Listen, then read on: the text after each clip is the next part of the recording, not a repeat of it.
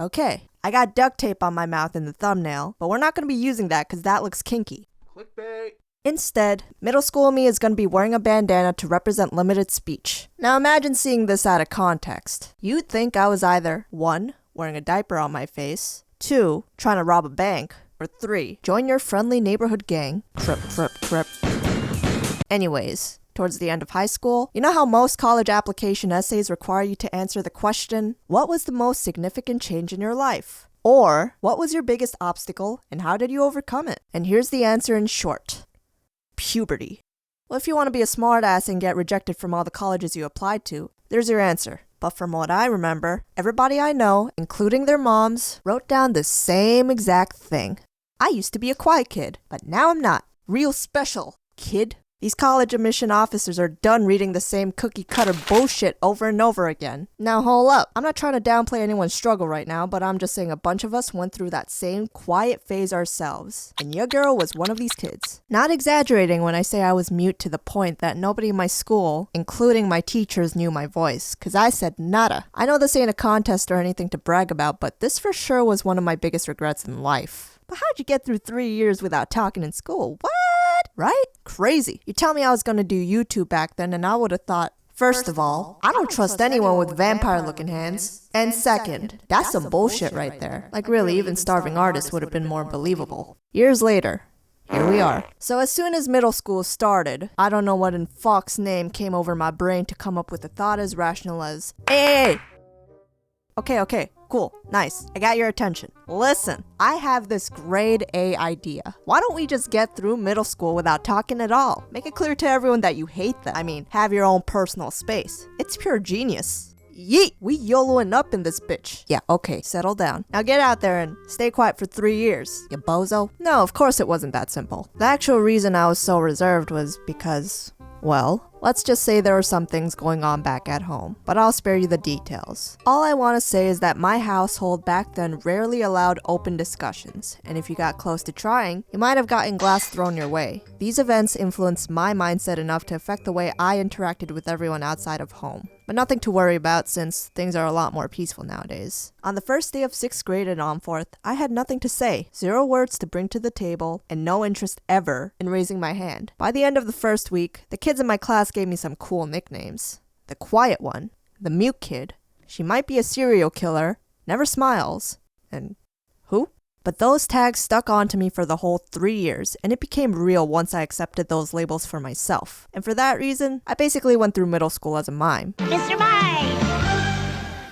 Middle school and high school are the most memorable years of your life, they said. Middle school is gonna be so much fun, they said. High school are the golden years of your life. Shut up! Clearly whoever they is a person of betrayal and lies. Of course, without talking, there isn't really an opening for you to make any friends in the first place. There was also never really anything to look forward to in school, besides doodling in class for 6 hours a day. So what the hell were you graded for then? Presentations? Nah. Participation? What was that? Taking turns for reading? Hell no. But if you had any tasks that didn't require talking, I was your go-to person. Like, don't be coming to me if you needed any verbal answers.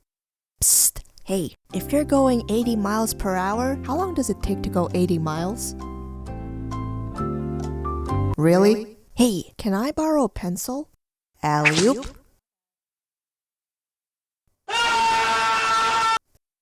Hey, tables, right? I saw your drawings and thought it'd be cool if you could draw my face with Hulk's body.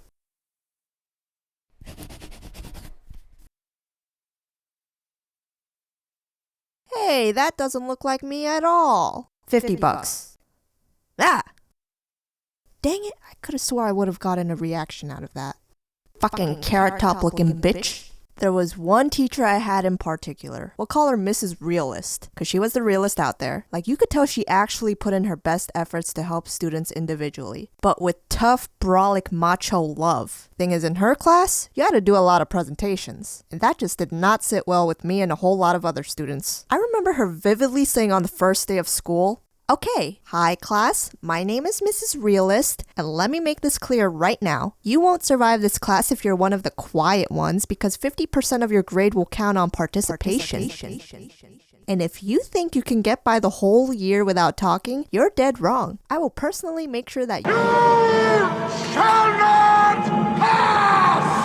my god, how you gonna say the deadliest things in the nicest voice? This lady needs to chill. It wasn't long before she sniped all the quiet students down by the first few weeks. She told me and a few other students to start coming to the mandatory 7 a.m. class to read aloud together. Oh, fuck my life, Why have man. daylight savings I'm when gonna you miss my have Sesame this? Street for this. Even when we were practically forced to come to this early morning class, I still felt too stubborn to talk. But hey, at least the stories were interesting to listen to. This went on for a few months, but there was a day when I walked into class and happened to be the only student who showed up. I almost hoped class was canceled that time, but I guess all the students were sick or didn't feel like coming in the rainy weather. Mrs. Realist had this look on her face that said, "Hello, I've been expecting you." Well, miss, it's been real nice seeing you today, but I guess I got ligma or whatever's in nowadays, so I'm a bounce. Bye-bye. Tabs, you get back here right this instant. She sat me down and tried having a one-on-one with me. Went on persuading me a few times to read aloud, but we ended up silent reading instead. 15 minutes passed by and something else goes down. She suddenly ran up to the trash can and started puking. You know, it'd be nice. Reading in peace and silence. In all seriousness, I didn't know what to do in that situation. She must have ate something this morning that upset her stomach. Tabs, there's a teacher present at the end of the hallway. Call her for help. I walked into the hall feeling hesitant, then into the classroom. Hi, do you need something? So what do you need? A stapler? A calculator? What is it? Well, obviously you came here for something, but you need to tell me what it is first. My teacher was out here dying, and here I was playing charades with this lady. I grabbed her hand and dragged her to my classroom. She saw Mrs. Realist leaning on the garbage can and called for help after that. She went home later that day, and my homeroom class walked in later like, "Yo, she ain't here, let's dip to Arby's." Yeah, sure, whatever. Yeah, let's It's go. gonna be lit. Sounds good. But I like halal better. Nobody cares what you like, Johnny. The next day, she pulled me out of the classroom with this unsettling look on her face that said, "Shit is about to go down." And we had the talk because I apparently got snitched on. Tabs, what if I died then and there? Would you still have been quiet? I don't know what's been holding you back up until now, but how far you're willing to go with this can't help you in any way. I'm gonna make this very clear to you right now. You may be able to graduate middle school because it's all easy with them Crayolas and macaroni art. Miss, I think that was preschool. But you're not gonna get past high school if you keep this up. In the real world, you need communication skills, not just because it's convenient, but for every situation you have to interact with people and in case something like this happens again.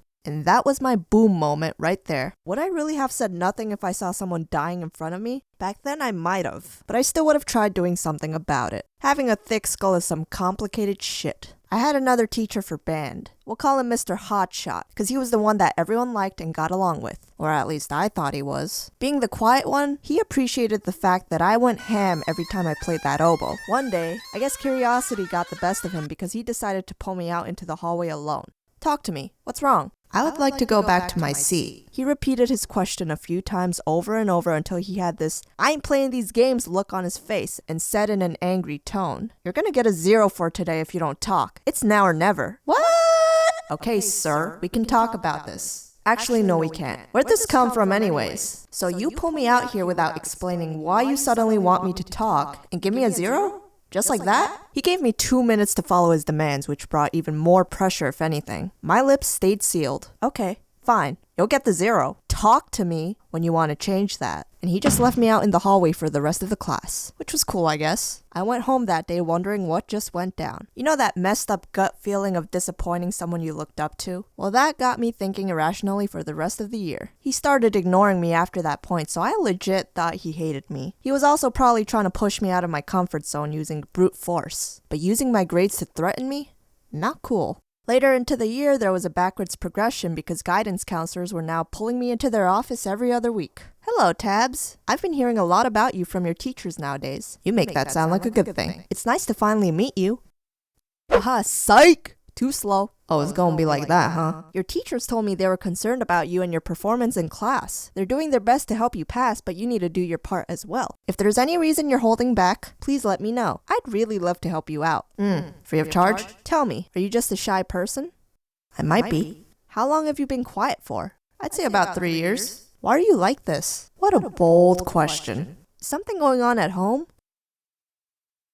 Okay, I'm gonna talk to your parents. You may go back to class. There were a lot of days I would go back home and wonder where I went wrong. I had to figure out sometime or another when I was gonna let go of this dumb phase. It was at the start of high school when I began to slowly stabilize myself. People might be asking, were you bullied for this?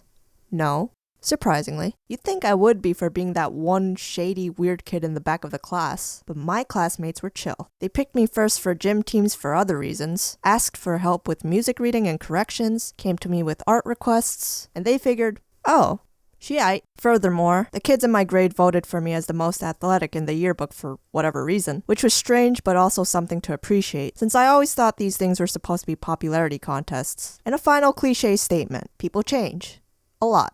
And in contrast, I know others that hardly did. And it all comes down to how much you want to change. If you want to stay in this little bubble of yours wondering why you're such a freaky deaky, then voila, nothing's gonna happen. If you happen to be one of these kids stuck in the same spot I was in, let me give you some real advice right now. Pretend everybody's naked and you'll be fine. Wrong situation. You're not defined by any labels until you accept it yourself. Whatever people choose to name you as, don't take it as your own unless you agree with it. Nobody's gonna know you better than your own self, except some delusional people. Always gonna be some out there.